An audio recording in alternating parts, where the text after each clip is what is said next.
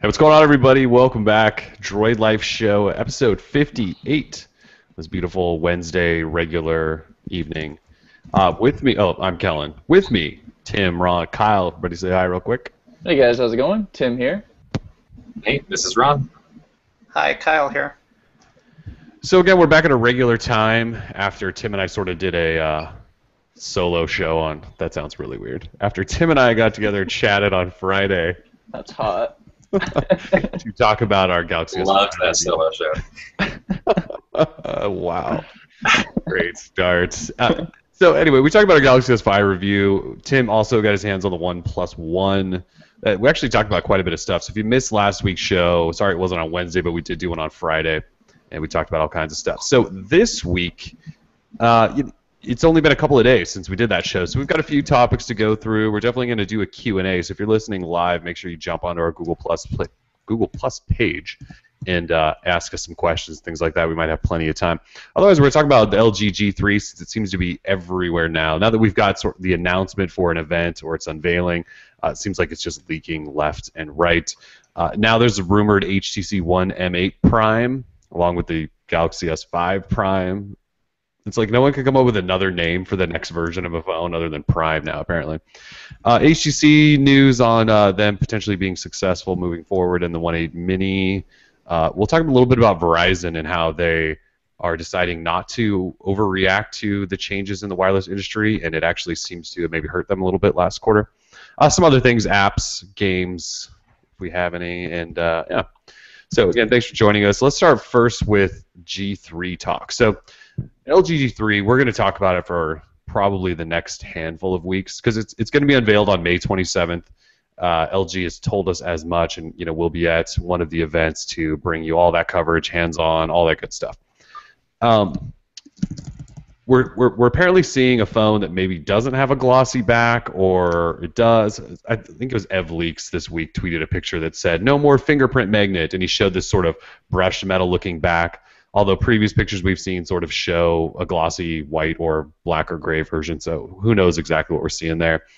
We did get a list of new potential specs today, which show a Snapdragon 805 processor over the 801 and a higher capacity 3200 milliamp hour battery, 3 gig of RAM, and then a 5.5-inch quad HD display.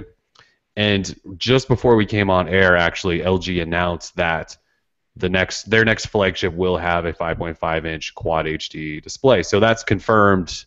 The display will be a 5.5-inch quad HD LCD display. So we've got all that stuff. You guys have seen all this LG G3 stuff. Are you getting excited? Like when Samsung started announcing, like the Galaxy S5 and HTC was doing the One M8 stuff, and you kind of get excited for that. So are you getting excited for the G3 like that? Like is LG starting to sort of come into that realm of big-time releases with these phones? Just curious thoughts in general, what you guys have had lately. Absolutely. I think that the G3 is probably the most highly anticipated device of 2014. I agree. While the One M8 was definitely awesome, they had lovely fanfare and all this, fantastic stuff. I think it didn't really live up to expectations. The G3 for me is the phone that I'm putting on this huge pedestal because I feel like the G2 was so underrated last year that the G3 is going to come. It's going to come with that QHD display. It's going to come with these sweet specs, and everyone's just going to be like, oh damn. And while Samsung and HTC have been bickering back and forth for the past months, LG has just been quietly prepping this killer device, and I'm super stoked for it. It's like LG is now quietly brilliant, It's kind of a reversal. Wow. They should steal that. Never do Right. that again. No. Yeah. Oh, God. Anybody else? I know, Kyle, you've got a G2. Life's So good. you're probably excited for this G3, although you just Yeah, bought it. I know. If I hadn't used my upgrade on the G2, I definitely would be pre-ordering, or, plan to pre-order the G3, because I think it's what everyone wanted the Samsung Galaxy S5 to be. There is no question that the hardware will be incredibly impressive and super powerful. If it does deliver on the, if it does turn out to have a Snapdragon 805 processor, that's going to be amazing. That was my one reservation. I wasn't sure the 801 processor would be powerful enough to drive the super high resolution display, because I think that's a problem the Droid DNA had when it came out. But now that there are rumors that indicate it will have the more powerful processor, that concern was allayed for me. And it has a better battery, which was another worry. So yeah, the hardware is amazing, and the bezel is impressively thin. It is a little large for my liking. And another big concern for me that still remains is whether LG will deliver on the software front or not.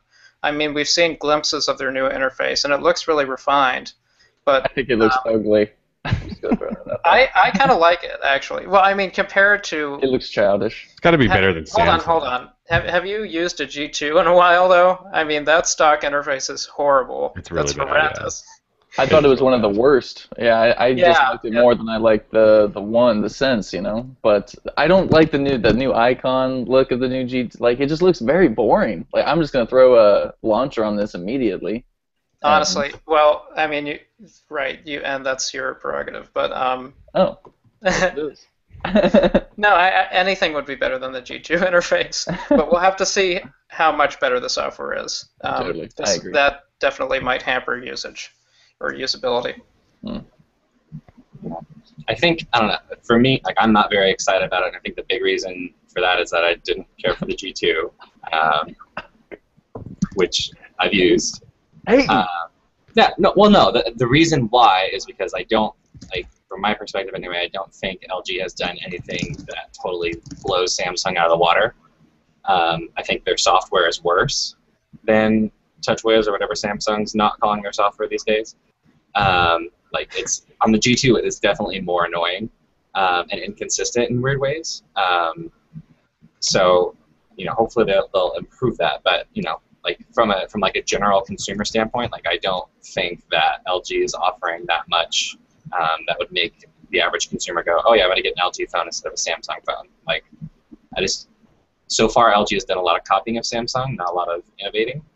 I'd love to see them differentiate in like different ways, kind of like how Motorola has, and they're doing like lots of people are copying each other. It's like almost all phones, especially like I know LG's does and Samsung's does. Like, everybody has like tap to turn on the screen and stuff like that. Like, we're seeing those things become commodities, but in terms of like things that really stand out, and in a device that you can use with one hand, like the G2, you can't use with one hand. Like, that's another thing. Like, we still don't, outside of Motorola, we aren't seeing flagship devices, and maybe Sony, but they're not available in the States. We aren't seeing flagship devices that you can use with one hand. I don't know if you've used the G2, Ron, but the G2 is definitely, I think it's on the border of being one-hand usable. I disagree, but...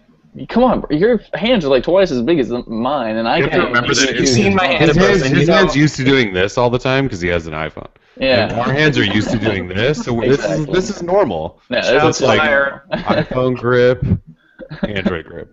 That's all. Look, I mean, like, you didn't like something like the Moto X, like that fits in your hand, and then for honestly, the big in your hand. Yeah, it fits great.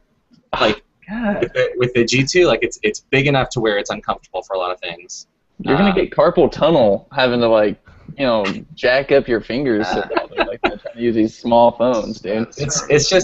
I personally think it's past the point of being comfortable, Yeah. But that's a side thing. Like that, like I said, I think my main point is that I don't think they've done enough things that make me go, oh, I'd rather get a G2 or G3 over a GS5 or GS4, for each respective generation. Yeah, I think we can all agree that 5.5 inches is a tad too big. I know Kellen at least feels that way. We've all read his opinions and Ron's opinions, and 5.5 inches it's just a little too big. So that's kind of a downer.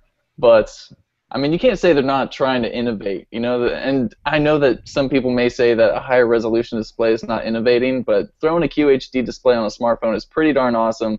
Rear-facing keys, I like those, which I think is very cool. I wouldn't call key placement innovative, but it's something different. It's not a freaking home button on the front of the screen or anything like that. They are changing it up a little bit, and like Kyle said, I'm pretty interested to see what they're going to do on that software aspect, because Samsung, I mean, they go way beyond being helpful or anything like that. It's just bloat, So maybe LG can find that middle ground. Well, they just give you kind of the multi-window type stuff, Q slide and all that stuff. and not go so overboard. So I'm looking at those screenshots that leaked from it. I actually kind of like the look of it. Way more than Samsung's TouchWiz. It just looks so plain though. It's very gray and monotone. I just don't. It's the swing of the It's not really that gray. It's like it's got a lot of turquoisey blue kind of colors. Can you throw a link for that in the chat? Yeah. Yeah, it's very clean and minimalistic, I think. And they needed to do that because the G2 interface was just so busy, and the icons didn't match stylistically. Oh yeah, the icons were still like that. It was a mess. All gross. Yeah. This new stuff, I think it looks alright. It's obviously everything's been flattened with some shadows. And as long as they can turn off all the Q-Slide apps crap up there and all that. Oh, yeah, you can. Yeah, you can turn all that stuff off. And I don't have the article. It's very grayish to me, you know. Yeah, the color scheme isn't great. I don't have the article in front of me, but I believe an LG Assistant type app leaked in those screenshots. Well, it's that if you look at the clock and the weather, it says you may want to take an umbrella. It's that whole thing, so it's something right. So that might be something interesting.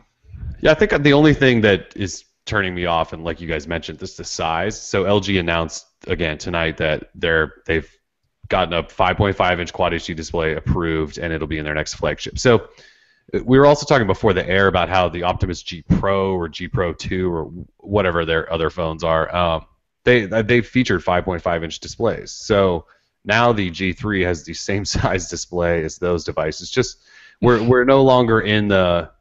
I sort of made the comment earlier that there's no longer such thing as a phablet at this point. They're just all giant phones now. We just have giant phones. That's just where we're going with this. So I think the size will be a turnoff for me, even though I really liked the G2. So I was hoping they wouldn't go crazy with the size and they would sort of keep their Optimus G Pro line or G Pro line or whatever that is, and keep this thing normal size. But that's not the case.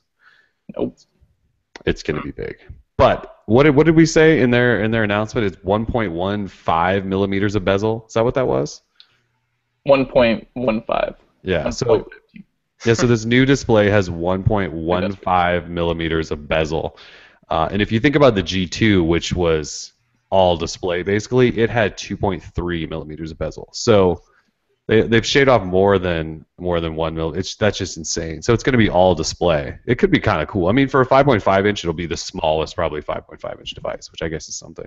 538 pixels per inch. I'm talking about that density. That's going to be sick. I think it'll look great. All those YouTube videos and Instagram photos I post that get super like downgraded thanks to Instagram's like compressing, they're going to look even better. So it's fantastic. Good job, Instagram. Yeah. For killing Android for us. They hate Android. They do hate Android. All right, so yeah, that's coming May 27th. We'll have that. So we'll have plenty of coverage. I think a lot of people are pretty excited for it. I think the G2 was sort of the underdog last year and didn't get as much love as maybe it should have. I know a lot of people really like anybody that's used a G2, outside of Ron, has really liked it. Yeah, they can't. They claim it's the best phone ever, and I wouldn't really disagree. It's a really good phone, but let's see. So today, I believe, or yesterday, one of the days this week, there is a rumor that the HTC One M8 Prime is in the works, and it may come as early as September. So Prime being it's a better version than the One M8. So, we now have two Prime phones to follow. It was Galaxy S5 Prime and the One M8 Prime. So this was a Quad HD, same 5.5-inch Quad HD display, probably that's going to be in the G3, Snapdragon 805, 3 gig of RAM. Sounds like a G3. Any thoughts on this bad boy? So, I just don't know what to say about these. They're all like, we're going to have three of the same phone. We're going to have the G3 with a 5.5-inch Quad HD display and 3 gig of RAM, yada, yada. Then we're going to have this Galaxy S5 Prime. Well, that might be 5.2 inches or something. Basically the same deal. It'll be AMOLED. And then HTC is going to do one that's just like it. What's the differentiators? I don't know. Yeah, well, concerning the Prime, the M8 Prime, I stand by the graphic I made for that article. I mean, it was fantastic. It's insane. HTC is releasing, or allegedly releasing, a better version of the phone that just almost, it feels like it just came out, honestly. Yeah. And plus, it's going to be released a couple months too late, because as you just said, the specs are basically identical to the G3, and it's probably going to have to compete with the iPhone 6. So I'm not sure what HTC's play is here, but maybe they can do something innovative besides improve the hardware. Probably not. Probably not. Oh, come on, let's be optimistic. Yeah, I'll be a little optimistic. Actually, there was some camera tech in there, wasn't there? Some special camera. Yeah, I'm not sure whether or not to believe that rumor. Supposedly, I think the megapixel count for the main camera on the M8 is 4 megapixels. Is that right? Yeah. And then, okay, so apparently it's going to be bumped up to 5 megapixels, probably with the same ultrapixel tech. And the camera used for depth is going to be bumped up to 18 megapixels, but that didn't sound very plausible, so we have to take that with a grain of salt. Yeah, that sounds really odd. I think they should probably just abandon the dual camera setup at this point. Yeah, probably. A lot of apps replicate that functionality, very well. So. They do. We kind of talked about that, I think, a couple weeks ago, that everyone's doing that now, and HTC put in 2. That doesn't really make sense anymore.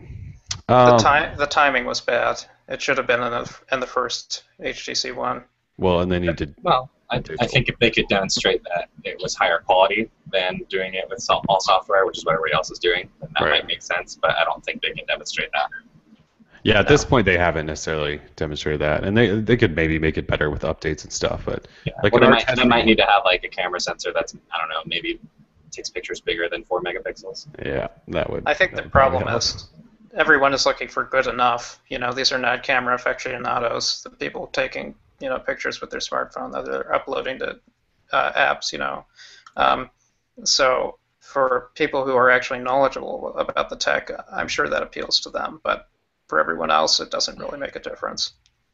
Yeah, I mean the camera takes fine pictures. They're just 4 megapixel, which I think we talked about in a review. Like, I've been using the Verizon version lately because we reviewed the Galaxy S5, and I immediately just put it away because I really didn't like the phone.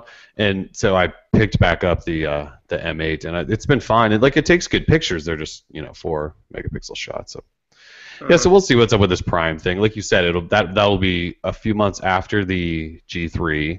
And then this Galaxy S5 Prime is still supposedly on the way, so it'll be after that. So yeah, it might be too late there for HTC, unless it's amazing, but who knows if it will be. It'll probably have giant speakers that make it twice the size of a Note or something. Let's see. So HTC released Q2. What were they? Q2. Right, just Q2 guidance. Yeah. And so what did they say? They basically think that they're going to try to dominate the mid-range market, and the M8 has already sold better than the M7. Is that what they said? Yeah, that's all they said, so it was pretty vague. Okay. But they might come back to profitability at some point soon, they think? Yeah. Well, they have to say that. Well, they said, actually, this was kind of interesting, that this Q2 could be their most profitable in more than 2 years, which is certainly good news. That is good news for them. I know. They're not dead. They're not dead yet. Back. I don't know about that.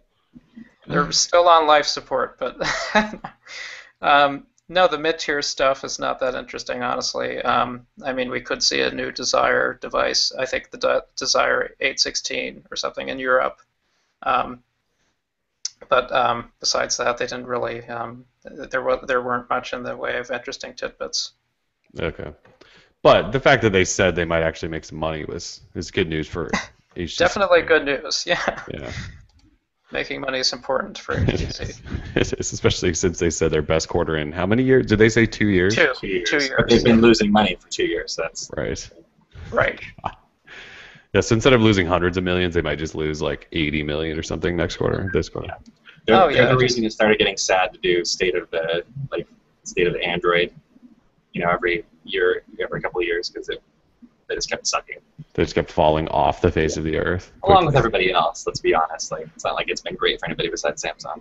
Yeah, that's sort of an interesting whole whole dynamic there between all the Android. Like Android's grown like incredibly fast, right? And it's taken over the whole smartphone world. But it's Samsung, and then everybody else, yeah, is like in Windows Phone territory. Like they don't even really matter. Yeah. I think LG has done a little better though than they There have in are the past. companies that are making it and that are making money, but in terms of who's like profitability and everything else like that, it's Apple and Samsung. That's it. Everybody else is a blip on the radar. Like they're not. Nobody else is making a dent. Right.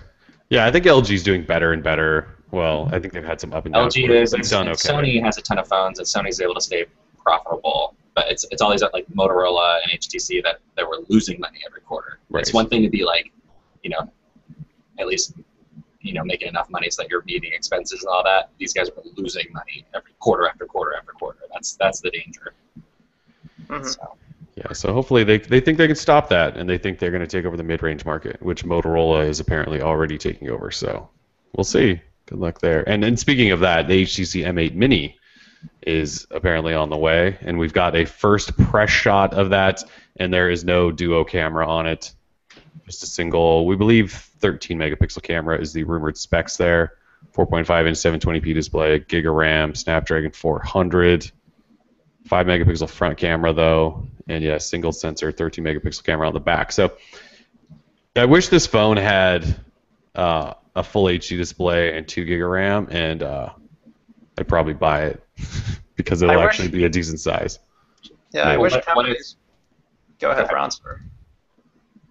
Okay, I was just gonna that delay. go for it now. I just wish companies would pay more attention to their mini devices and actually make them good in terms of specs. Because eventually there's this huge trend towards large devices, 5.5 inches, 5-inch screen minimum size. As we just discussed. So the mini devices will become even more appealing to people like us, rational people like us who don't want phablets as phones.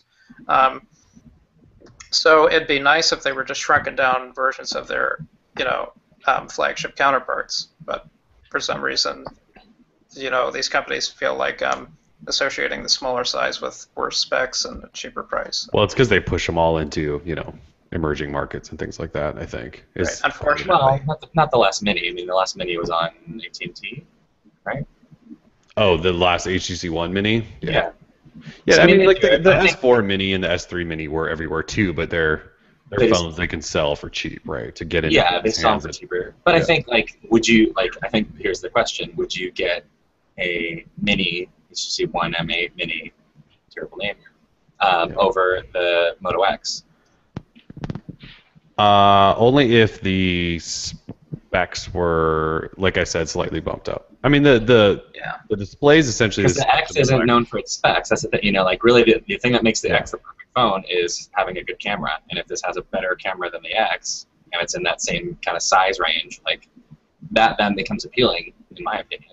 Yeah, so I think it would depend. Yeah, so the display's similar, although this is an LCD panel, and the AMOLED used in the Moto X is not necessarily great. But yeah, if they double the RAM, at least, it would probably be a phone I would consider over the Moto X because the camera probably will be better. Although you have to remember that Motorola did all this sort of under-the-hood tweaking to get performance and all that stuff, and who knows if this will have that with Snapdragon 400. So, but yeah, I mean that's something I'd like to consider. Is well, I guess would I choose it over the Moto X? And maybe, mini phones. Kind of wish mini phones would just stop and go away. It's funny, like mini phones are now like phones that Steve Normal Jobs called size plumbers. phones, Yeah, it's too bad. Let's see what else we got. We want to talk about this thing that came out from Verizon yesterday. So their CFO Fran Shamo sat down at one of these investor or analyst conferences that he sits down at like every other week, and they basically asked him because Verizon's Q1 wasn't great. They actually potentially lost smartphone or phone customers for the first time ever. They activated all kinds of new tablets, but they actually lost phone customers, and so they didn't have a great quarter. And he was asked, are you guys gonna, start changing things and doing, what T-Mobile did, and then what AT&T, how they essentially copied T-Mobile, and they both reported pretty good numbers on Q1, and Verizon said no, not really. I'm just curious, like, do you guys like where the industry's kind of going? And what Verizon said is we're not going to overreact because essentially all they're doing is they're taking out, the subsidies. Well, he didn't exactly say this, but this is essentially what he said. They're taking out all the profitability and the subsidies from contracts and then putting it on the hardware side by doing this whole payment plan thing. So he said they're just moving it from one side to the other. So I don't know if you guys agree with them or not, but what do you think about just the way the carriers are going? Like what T-Mobile's doing, obviously I think most of us kind of like what they're doing, but AT&T's kind of followed suit, and Verizon hasn't. So just curious thoughts in general on where the wireless industry is going in the last year, if you guys like it or not. I think it's going in a good direction. I don't know what Verizon's going to do. They've always been sort of like the shall not compromise type of company, I feel like. I mean, when they have a plan and I guess they're going to stick to it. I don't know. The thing is, I feel like companies like Verizon and AT&T, they're very forward-looking. Right now they're kind of dominating, and yet they need to continue to keep dominating. They need to keep, investing a ton of cash into their networks and looking at LTE Advanced and VoLTE and all this stuff. So, I really don't know. I haven't seen numbers as to how much, money, or profit revenue these guys make from just the contracts alone, or even if they really even care. I don't know. I think I have other things to worry about. Or if I was them, than what T-Mo is really is trying to snatch customers. You know what I mean? I don't know. I don't know where I'm going with that. I just think T-Mobile wants to be the disruptor, and now with all this other news with Sprint going on, all this crap, it's really just becoming just a jumbled mess for me. That's all you care about. You're just like, I just don't want T-Mobile to go anywhere. You're like, the hell with Verizon. Yeah, exactly. Well, I want AT&T and Verizon to keep their network strength up so much, because the only two carriers I can count on when I travel so much is either Verizon or AT&T, especially where I live. Sprint's a no-go where I live, and T-Mo is sort of iffy, only HSPA+. So my thing is, all I care about is who has the best network. I don't really care too much about pricing on it. Clearly I'm a 1%er, and pricing, whatever. As long as the network works, then I'm happy. So, and I would rather Verizon be looking more towards the future and future network technologies and stuff like that. Same with AT&T, because I like AT&T's network a little bit more than Verizon's at the moment. So that's my thing. So I like where the industry is going. That's my short answer. All right. Well, so Kyle, you and Ron, you're both on Verizon, right? So do either of you want them to go this other route where they're starting to take away contracts and make it all about payment plans on phones and all of that stuff, or are you just kind of happy where you're at right now? Go ahead, Ron. I think I agree with what Tim said, that I think like T-Mobile is. I think we all agree that T-Mobile's doing good things in terms of trying to change things up and everything else like that.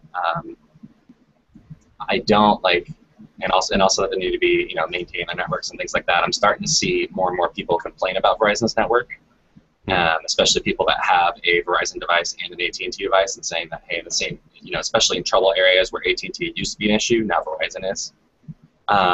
So like I saw a lot of people like big trouble areas like San Francisco and New York. Now when I was in New York, I was in Midtown, which is like notoriously bad for cell service and everything else like that, because you're under all these buildings. I had great service, GPS Blue, but it's going to be really hard in that kind of an area. Yeah. Oh, yeah. But in terms of the service, it was great for me, and I've seen plenty of other people complain about Verizon in that area. So I mean, it's going to be different for everybody, but I think that's a big thing going forward, that they need to be maintaining their networks and keeping them so the speeds are really good as much as they possibly can. I think it's going to be interesting in the next couple of years to see where numbers shift.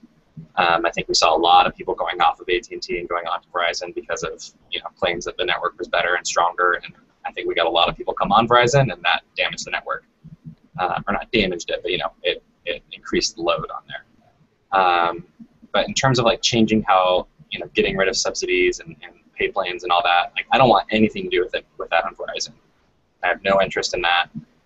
I'd love it if we went to something that was either close to or identical to what T-Mobile's doing, where you pay, where you pay off the device, and then once you're done, the subsidy's gone. Mm-hmm. I doubt they're ever going to do that. They make a ton of money by hiding the subsidy in there eternally. Mm-hmm. So I don't anticipate them doing that. I don't think they could justify that to their shareholders. Like, I just don't see a way for them to do that without forcing people into, to new kinds of contracts when they were new or whatever. But it's tough because when you look at, like every once in a while I'll check and see what it would look like for my wife and I to switch to AT&T or T-Mobile or whatever. And every time, if there is a difference, it's a couple bucks. And so it's just like, okay, well, do I want to stick with what I know and with the coverage that I know and that I trust overall, or do I want to switch and risk it? Especially with AT&T and Verizon both being very, very similar in terms of having really strong, robust networks that are nationwide, that are reliable, like, I just don't see the point. So the only way for them to compete, especially if we see Sprint and T-Mobile merge, is going to be on price. But I don't think they can justify being that competitive. So I think we're seeing T-Mobile try and make some changes, and we're seeing some superficial changes from Verizon and AT&T, but they're not substantial. So maybe for individuals, if you're on your own, that's kind of a different game, where you can kind of do pay as you go and that kind of thing. But especially for families, like, it's kind of the same anywhere you go. Mm-hmm. Yeah, Kyle, what were you thinking? Honestly, I have to say I'm kind of impressed by what AT&T is doing and has done over the past couple of months. They, I believe, introduced new cheaper for some people plans, kind of in line with not exactly what T-Mobile was doing, but they're close, though. Yeah, you're right. Right. They're similar in some ways. Verizon didn't bother to respond, and I mean today we all saw the news about AT&T's kind of accelerated 4G LTE rollout, and the beginning of their LTE Advanced rollout. I mean, it's in the preliminary stages. They only have one market that's live right now, or will go live this month, Chicago, I think. But Verizon has been silent, and I feel that they just are the old incumbent who thinks it can weather this, the storm of new plans and benefits that T-Mobile has been introducing, and nothing will change in the end. T-Mobile will fold into Sprint, and everything will go back to the way it was. That's not a future I look forward to, and I hope it doesn't happen. But the only reason I'm on Verizon is because I was grandfathered into an unlimited plan, and honestly, I would consider switching if the service was comparable. I'd probably switch to AT&T because I do hear great things about them, like Ron does.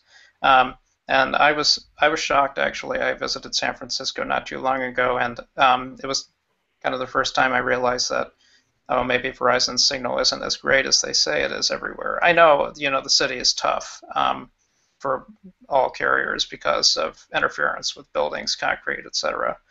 But I don't know, it wasn't the reliability I'd come to expect from them, and their refusal to kind of respond to these changes in the market, and their belief that they can just hold out and keep things the way they are and keep milk their customers basically, is off-putting, and I don't know. I'm going to have to do some serious thinking this year. Yeah, I think they just said what he said was, we're going to just continue to promote like our reliability and the strength of our network and things like that. Yeah, it doesn't really. It rings hollow. Those words ring hollow. Yeah, they don't really offer. Like you said, AT&T reacted to T-Mobile, and they actually had, I'm pretty sure, a really impressive Q1. They added all sorts of new subscribers and all sorts of stuff. So it worked for them too. We also don't know if all these changes are going to mean, these companies are going to make a whole bunch of money, at least in the short term. Like T-Mobile, I think, actually posted a loss, but that's because I think they paid off who knows how many people, their ETF fees and stuff like that. But yeah, I mean, like, you guys mentioned how Verizon's network doesn't seem to be as great anymore. Like, I'll admit that. Like at my house, Verizon coverage sucks. Like I've decided that when we review Verizon phones going forward, Tim has to do the battery testing because I get terrible battery life here because I think my connection's bad. But T-Mobile and AT&T here, perfectly fine. So, yeah, Verizon's not. I mean, it's still a rock solid network and it's big. But yeah, in cities and things like that, I don't necessarily think that it's any better than AT&T anymore. And then T-Mobile's still got a ways to go. But yeah, AT&T is definitely like Tim. You're basically using AT&T full time now, aren't you? I mean, you've been using AT&T exclusively. Yeah. So yeah, Of and course, my all other of line this is AT&T. Go ahead. Anecdotal. I mean, everyone has to keep that in mind. Your mileage may vary depending on where you live, but For sure. Of course. yeah. Yeah. Well, we'll see if they make changes. We'll see what happens in Q2 if they react at all. They did some minor changes, but like you said, Kyle, they didn't really do the things that AT&T did. So we'll see what's going on there. All right. So this next thing I want to talk about, it's kind of random. Did you guys see this NFC sticker called Dimple that's kind of been all over the place the last couple of days? All right. So Dimple, for those not familiar, is a crowd-funded project that's an NFC sticker with 4 buttons, or dimples, if you will, on it, and you can program them to do different things. And you basically stick it to the back of your phone, and then it can you can launch favorite apps or hook it up with Tasker tasks, or you can you change what they're programmed to? Yeah, you can change them. Like some of them, they what they want to do is do up to 8 different actions apparently per button. Like long presses could do things, multiple presses, That's kind of cool. or combinations of things could do things. They have all this stuff in their plans. I'm just curious, like, do you guys want to put a giant 4-button sticker on your phone? Because the campaign has exploded, and it went live yesterday, and they've been sending us press emails for this thing for months leading up to it. But it finally went live yesterday, and I'm just checking the. They're about to hit their goal. They're at 30,000. They need to be at 43,000. Yeah. So they're 70% after under 48 hours. So people clearly are interested in this thing. I'm just curious, like, do you guys want a 4-button sticker to stick on the back of your phone? In the video that they show for that, they show it on a tablet, kind of on the side bezel. Yeah. And tablets do have a lot of bezel. And so actually on a tablet, it kind of makes sense to have. On a smartphone, they kind of show off it on the Nexus 5. Oh, no, thank you. Like, that's hideous.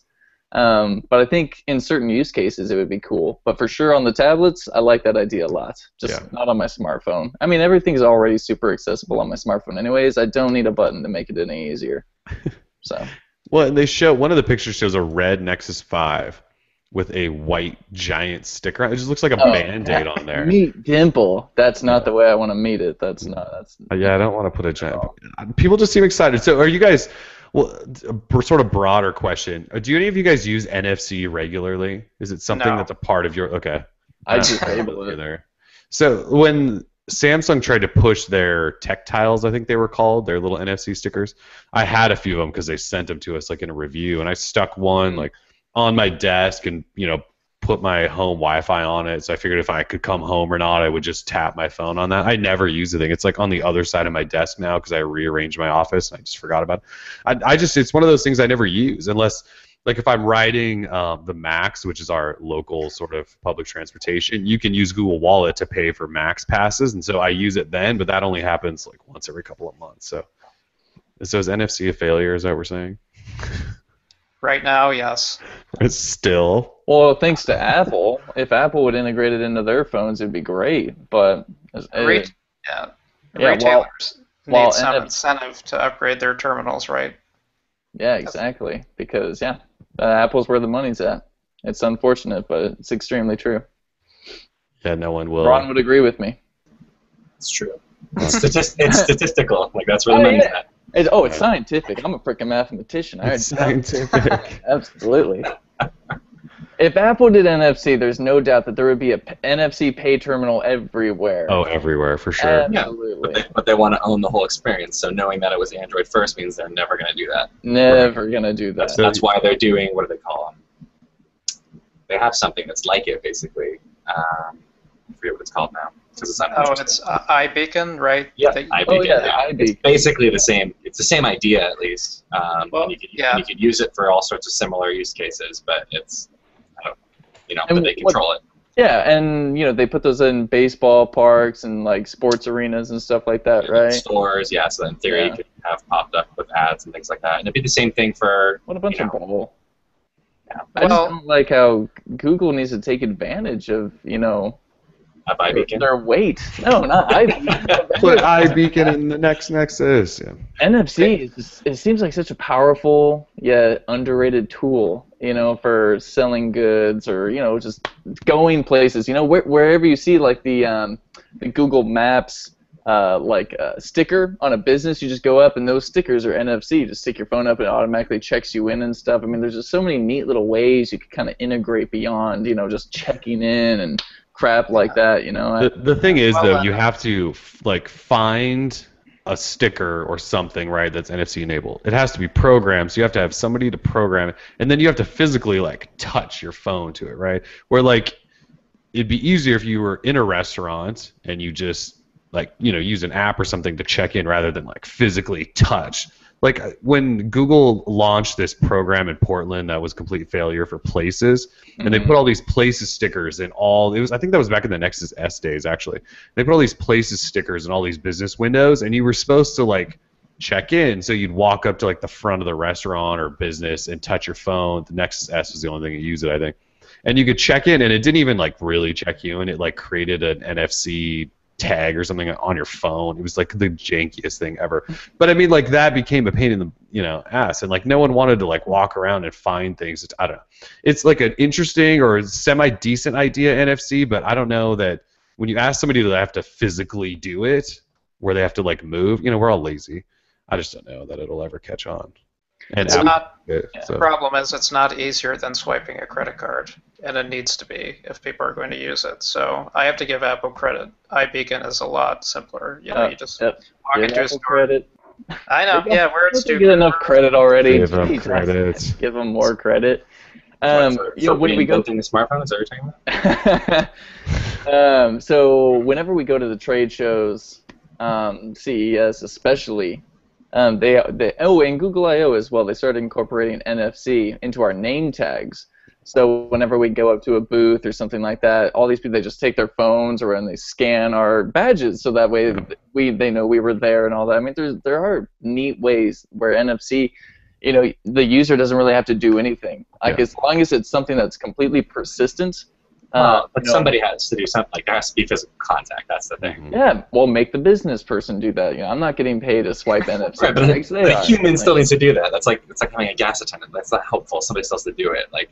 Have you seen the unemployment rate, sir? I think these people need jobs. We need NFC jobs now. Yeah, NFC the NFC guy for my company. Yeah. I think everything needs to be our technology now is, we have so much location-based power and all this stuff, right? Google now is a pretty good example. And so you should be able to, there should be something where all these services would recognize where you are and either present you with information before you need it. And that's kind of what Google now tries to do, right?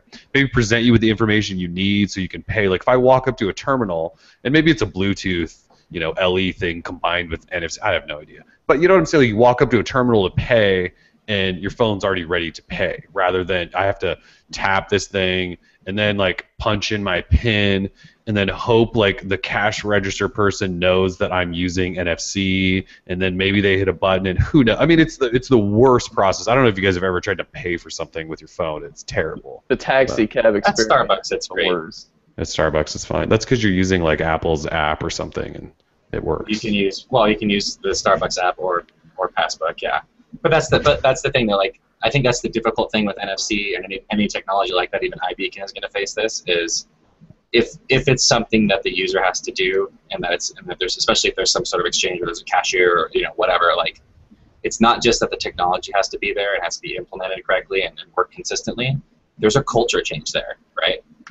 That's not how people do transactions right now. So people need to learn how to do that on both sides of the transaction and make that normal and easier. And it's just, I don't think that's NFC could be used for so many things, and it keeps trying to be funneled into payments and things like that, and that's fine, but it's not a significant change. It's where it's oh, now it's just not significantly different than what's already available. I think that's those are the bigger questions to be looking at and to be figuring out. And Google has the technology to do that, and they have devices that are able to do those kinds of things. But that's the bigger issue. Like we're even seeing that with smartwatches now, right? Where people are wearing these things and they're getting notified and looking at their wrist, and that is still a cultural taboo. Not taboo, but it's like a when I do that, I'm signifying that, hey, I'm running late for something, or there's something else that I need to go to. That's that's what that. If I look at my watch, it means I gotta go, right? And that's not actually what that means when I'm using a smartwatch and looking at a notification. I'm trying to be less rude than pull up my phone, because when I pull up my phone, it's like, oh, he's been sucked out of the conversation, he's gone. When I look at my watch, that still signifies that, oh, I need to go. Yeah. Still rude. Yeah, and I don't even know how that's gonna. Yeah, it's still rude. Yeah, and it doesn't communicate the right things because I'm actually trying to do something different. But how do I communicate that without completely interrupting the flow of the conversation that way too? Like, there's all these cultural changes that come with these technologies that still need to be figured out and discerned. So I mean, NFC is a cool technology. Like we've seen, but we haven't seen a way that it's implemented that really changes life for people and that really makes people want to use it. That's maybe that's a 4-button sticker on the back of your phone. I don't think that's it. I think that's what we're trying to get at here. That's the moral of the story. Yeah, that's the thing. Like we need to see somebody use this in a really neat way. But the difficult thing is that because NFC is physical, that makes it difficult for it to be something that's really crazy. Mm-hmm. I kind of like the idea of using it for when you get to your door, you put your phone on your door and it unlocks it. Like things like that are kind of cool and actually better than something like iBeacon, because if somebody, I really need that. It's I don't want to have my door to unlock when I'm near my door. I want it to unlock when I'm at my door. Right. So that's a great example of something that they could easily, and anything really with Android at home, if they ever bring that back and really implement it. There's ways where they could do this. We just need to see them actually do it, make it affordable, and make it something that people want. Yeah. Nest is the beginning. Nest is the beginning. Speaking of doors that unlock, though, this is kind of related and random, but do you guys remember that product called Lockatron? Anyone remember that? Okay, so it was one of those Kickstarter things that I backed 3 years ago now, and I still don't have it, and that was the idea. So you could unlock it with NFC, but also use Bluetooth LE. So if you were in the vicinity, it could unlock or sense that and do all the stuff. I still don't have it. They just keep sending me updates on their manufacturing process, which I really hate, by the way. No, they're totally working on it. Yeah, they totally have my money, and they've had it for 2 years. They got $2.2 million, and they still have not given you anything. Did you just look up Lockatron? Yeah. That's no, I know. I still don't have it. Yeah, that's so embarrassing to me. I'm sorry. I don't believe in Kickstarting. Everyone knows this, that I am not a believer of Kickstarter. I love Kickstarter, and I don't think I've got anything from Kickstarter that's ever been awesome. Yeah, so 0.1% of things become awesome off of Kickstarter or whatever. I'm sorry, that's not worth it to me. The 1%. Come on. Anyways, yeah. Lockatron. When it ships, let me know, because I'll totally buy one. I don't want to kickstart it. Well, I'm supposed to have two, I think, because I also backed that. Oh, nice. What was that door camera thing we trashed the other day? That was a Kickstarter thing. Oh my God. Oh.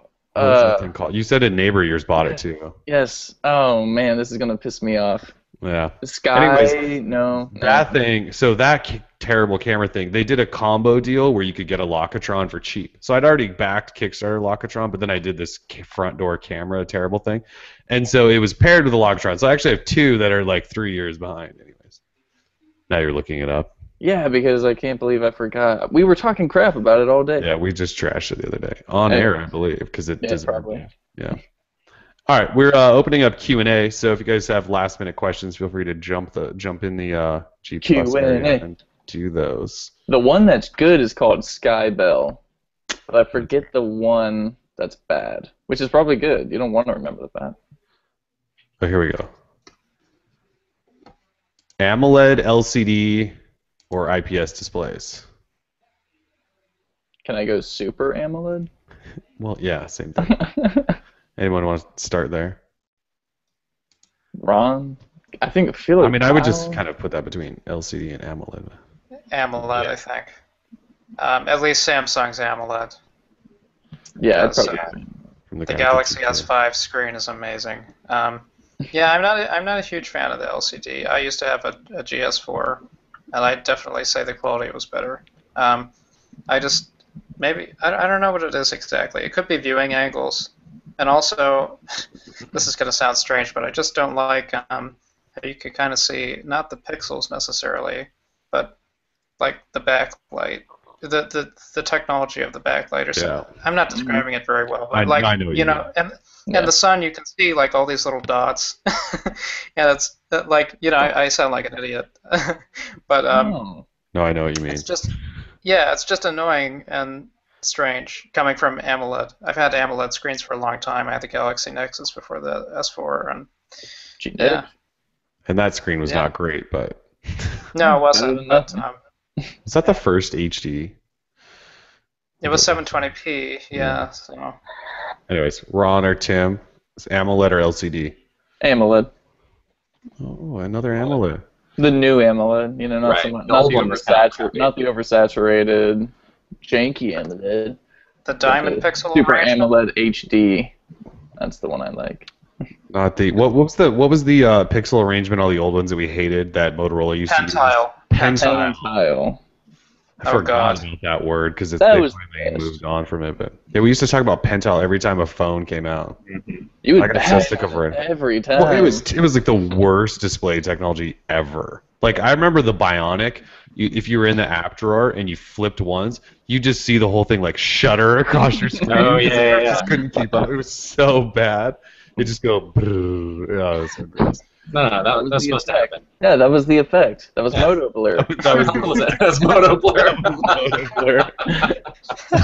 Oh, that was great.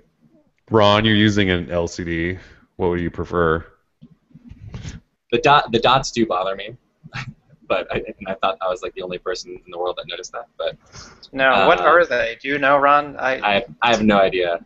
Bothers me that I don't.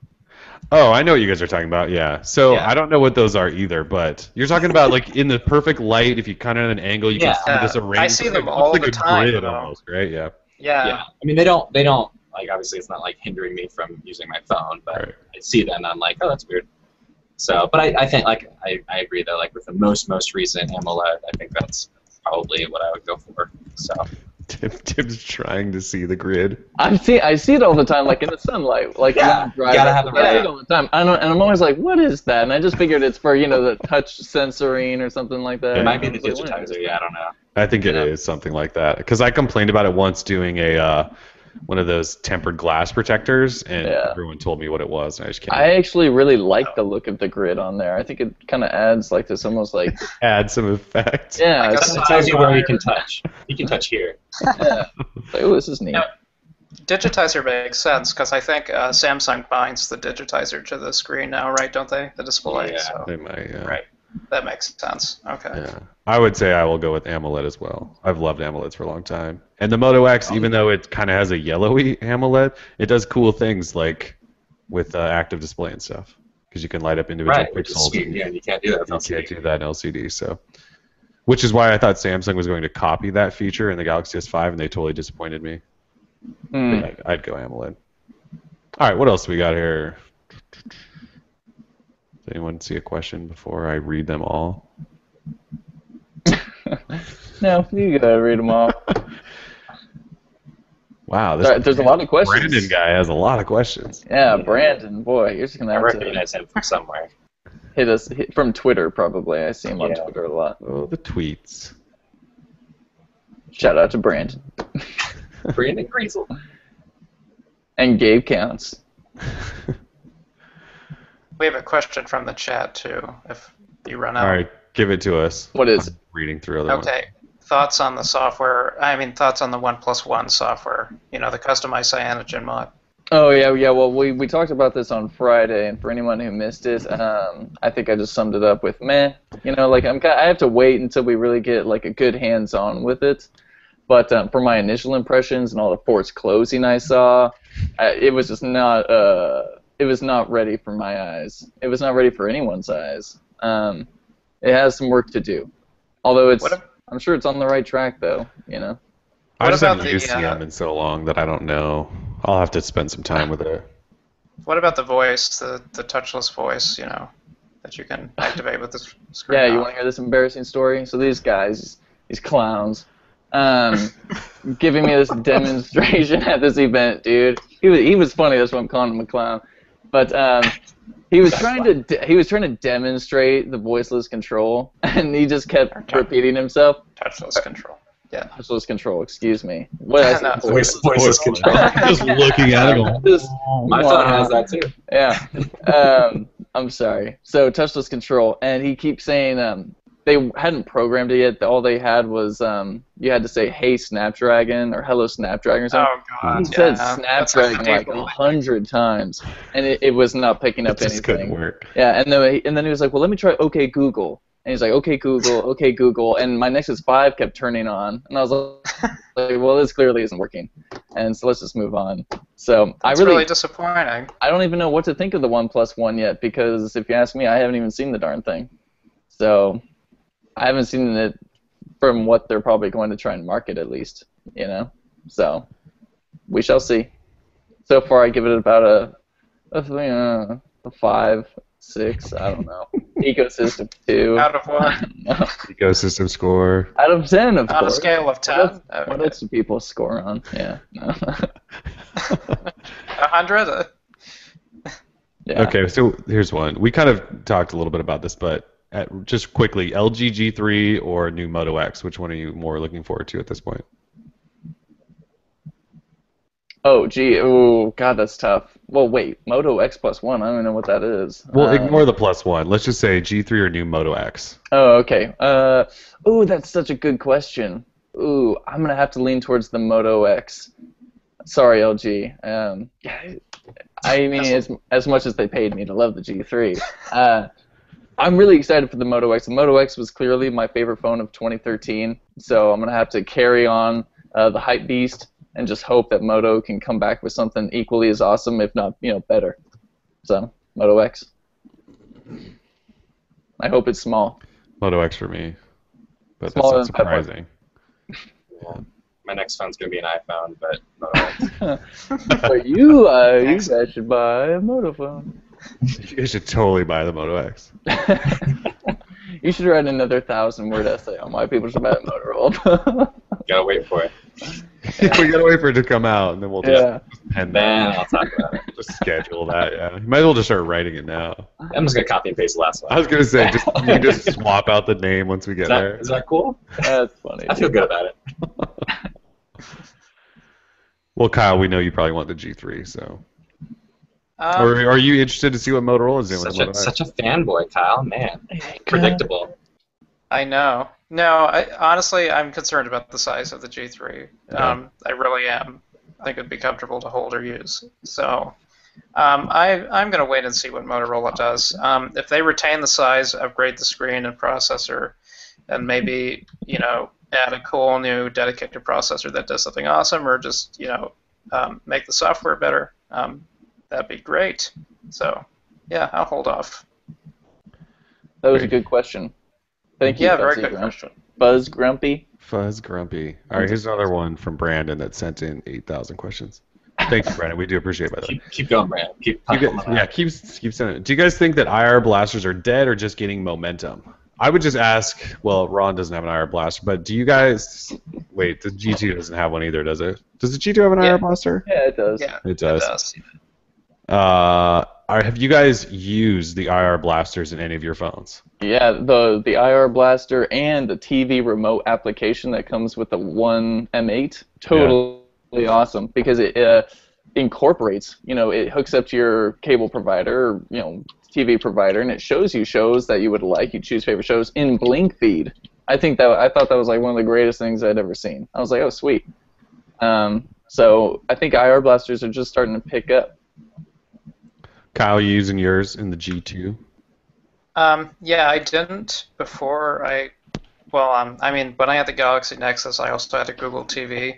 That just died. So the Google TV came with its own remote app, and the Google TV had an IR blaster built in, so that kind of solved the remote problem for me, and it had a guide and everything. But my brother has an HTC One, and when he first got it, he thought the remote app was the coolest thing ever. And I have to agree, if you don't have a smart television, it really is it's a huge improvement over like Time Warner's guide.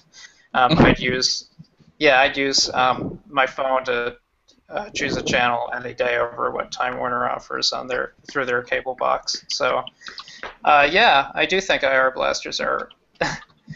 Was that you, Tim? I do think IR blasters are here to stay because I think people like them. I mean, at least I do, and my brother uses it often. So, and until somebody reinvents television, which has to happen soon because Apple. Which Google's trying to do for the 10th I don't time. think. Who knows? Yeah. It's tough. Well, I think like Oh, go ahead, Ron. I was just gonna say like for even if I did have a phone that did that, I wouldn't use it because I don't have cable. So Oh, that's right. Cord cutter. Yep. yeah, so like for me, it's kind of irrelevant. So it's but like for something where you're able to like either with Chromecast or Apple TV, we're able to use apps to do that, and that's great. But then obviously you don't need an IR blaster. So I do I think that I'm sure that they're going to continue to grow, and it's an easy sensor to throw into phones, especially when your phone is 7.5 inches big. But in terms of it being like a long-term thing, it depends on how the TV industry goes, right? Like I think it's a lot more interesting to have one to use Bluetooth for remote stuff, and two to have connected devices that are working with that content that hopefully isn't tied to something from Time Warner Cable or whatever one giant company owns the TV industry in the next couple of years. Really dislike the cable industry. Oh, it's so crappy, There's dude. like nothing good about them. Comcast is the worst. All right, one more. This is completely non-Android related, then we'll do apps. Keon X wants to know, what music are you guys listening to nowadays? Anybody have anything new? New? Anything you're loving right now that you're listening to a lot of? Doesn't have to be new. Yes. You guys can go first then. Well, I'm listening to Borderland a lot. That's like my favorite album ever. So it's by John Mark McMillan. Mm. I tweet about it a lot. It's really good. I'm also listening to Postal Service again because I haven't listened to them in a few years. I will tell you, I have had 4 songs on repeat for the past 48 hours, and they are as follows. Decency Defied by Cannibal Corpse. Digital Love and Face to Face by Daft Punk. And the 4th is If I Had a Heart by Fever Ray, which is the opening song to Vikings. That song totally kicks butt. And Daft Punk, all their songs are hits. And Cannibal Corpse, just because, God, I love the gore metal and all that stuff. And the song, the lyrics will probably, make you have nightmares, and I like that. So, thank you. Kyle, are you listening to anything in particular these days? Yeah, I just heard about this new group on NPR called Tune Yards, and they just came out with a new album. Yeah, and it's really good. Tune Yards. It's exactly like it sounds. 2 words connected with a hyphen. Let me see. Their album is called "Ain't Nothing Like the Real Thing." Maybe. Yeah.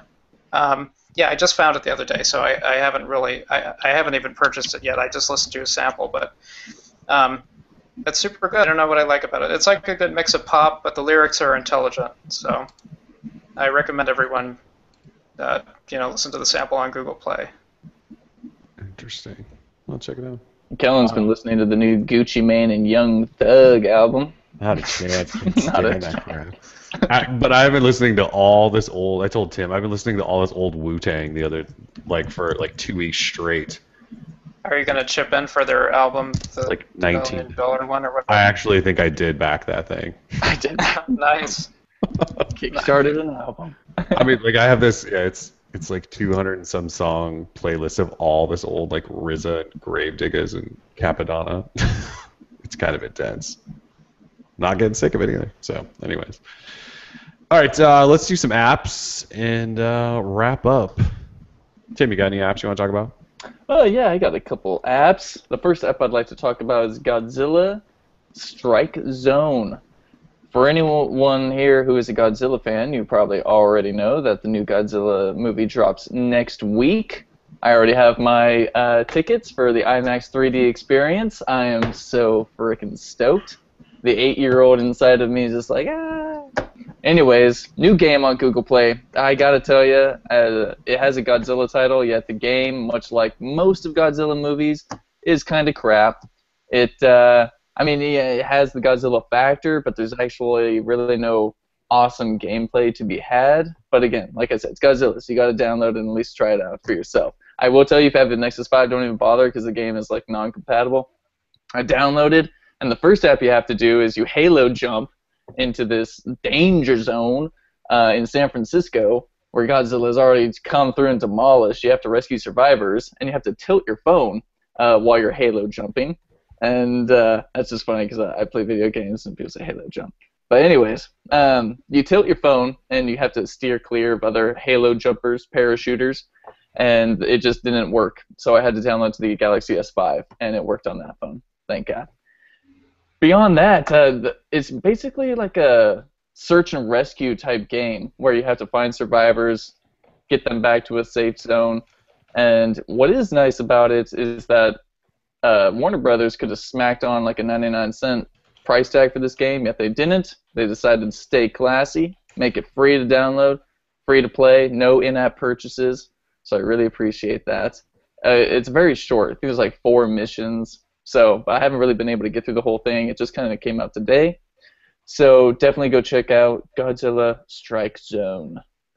The next app, let me take a breather. The next app I want to talk about is Uber, which is the beta application which they released for Android. So anyone who uses Uber, it's a very cool taxi service, and allow me to elongate on, or continue with that. It's taxi. Yeah, elongate. I mean, you can do that if you want. You talk so much, you just get your words mixed up. And so from your phone, you can order a taxi. Say you're at the airport and you don't want to wait in that hour-long yellow taxi cab line. Usually you get in the taxi cab and it smells like taxi cab air freshener. You get a headache and everything just sucks. Instead, you got the Uber, and you got to wait like 5 to 10 minutes. The guy comes to you, get in, costs a little bit more, but totally worth it. And there's different levels of Uber. There's Uber X, Uber Black Car. There's like the Uber SUV, so it just depends on how much you want to spend. But it's basically a car service. And what's nice is that once you order the cab, you can track the driver coming towards you, so you know exactly where he is. It's not like you call 333-3333, and you have to just wait a half hour for your cab to never arrive. So they released a beta application, features some new features. They've rewritten the application. I complained to Uber on Twitter back when I went to New York because I had to stand in line for Yellow Cab because the Uber app kept crashing on me, and I was really irritated. It's a very stressful time, and they were like, "Oh, we're so sorry," blah blah blah. So I downloaded the beta application. Seems to work great, although there is no Uber here in Portland, Oregon. So I'll just have to use it next time I'm in SF or New York or something and try it out. But if you use Uber, if you live in a city where it is located, definitely try it out. It's worth it. All you have to do is join the Google Plus community and then download it from Google Play, and you're done. And if you'd like, I'll link that in the chat. So yeah, Uber beta, check it out. Ron, you got an app you want to talk about? Yeah, I was just going to talk about the new Snapchat update. So Snapchat released an update this week that lets you do a couple things. One, they've added chat. So when after you send somebody a message, you can swipe from left to right on that person and then start chatting with them. And the other big thing that they added was that when you're chatting with somebody, there's a little button that'll light up blue when they're viewing chat at the same time. So you can press and hold on that, and then it'll start a video chat instantly. So I've used the chat a little bit, and I haven't used the video at all yet. But it's pretty cool. So if you haven't, I mean, it's a nice thing if you just want to send, just do a quick video thing. It's not like you have to set up a call and everything else like that, like you normally do, whether it's on Hangouts or FaceTime or whatever you use. It's just built right in, starts right away. So it's pretty cool. It's a nice update. So check it out. It's definitely something that made me more interested in using Snapchat, got me using it again. I haven't used it in a long time. So. Is it weird that I've never used Snapchat? Ever? Neither have I. No, I hated it, and I hated it because I was like, I don't want to take pictures and videos that I'm never going to see or use again. That seemed like a waste. But then this last week, as I was going through my Dropbox and clearing out pictures that I don't care about and don't need anymore, I was like, you know what? Actually, there's a lot of times when I take pictures of crap that I don't ever need to see again, ever, but I still want to share them. So like, I don't want to clog up my Instagram feed with a bunch of crappy pictures. Like, that's perfect for Snapchat, where I have the urge to share a moment, but it's not something that I want to like memorialize forever. So for that kind of stuff, and everybody's on it already, for that kind of stuff, it's great. And if it's something that I really want to, make it look great, then I sure as crap aren't going to put it on Instagram, because Instagram ruins pictures. So put it on Flickr and share it. Yeah, maybe I'll try it someday. What, Snapchat? Yeah. Yeah, totally. Add Eric. You'll see all the awesome stuff he's up to. Poor Eric. Yeah, everyone here, add Eric. He's totally legit on Snapchat. He's always sending me sweet videos of food and all this fun stuff. And dogs. I think he sends dogs. Anyways. All right, I think that's it for us, unless you guys have any last-minute topics or any pressing news you want to toss out there. Anyone last minutes? Other than the Blazers getting destroyed last night by the Spurs. Why do we gotta bring that up, yo? Just let it go. All right, I've let it go. Well, the question is, what's going on? Thunder is leading 31-23 against the Clippers, and for me, that's big news. I'm all about KD, man. Huge 35 MVP. Get it. Anyways. Cry it up for an hour on stage. Oh, I'm sorry that he was totally deserving. It was very he was just so deserving. I'm not saying he didn't deserve it. I don't know that he needed to cry for an hour. But he wanted to thank everyone who got him there, and I thought that was so great. He's a superhero. It's a beautiful thing. Yeah. He's my age, dude. It's just sad, and I hate that. Like, I'm only 25, and these guys are NBA MVPs, and what am I doing? I remember when I hit that age where I was just getting older than all of the NBA superstars, and I kind of had a little freak out and was like, this is weird. These guys are like multi-millionaire, like ballers. Now I'm over it. I'm well over that age now. So. Yeah. All right, cool. Well, we will wrap up then, and we will, I believe we'll be back next week. So thanks again for joining us. This was episode 58, DL Show. Thanks again. Peace. Peace.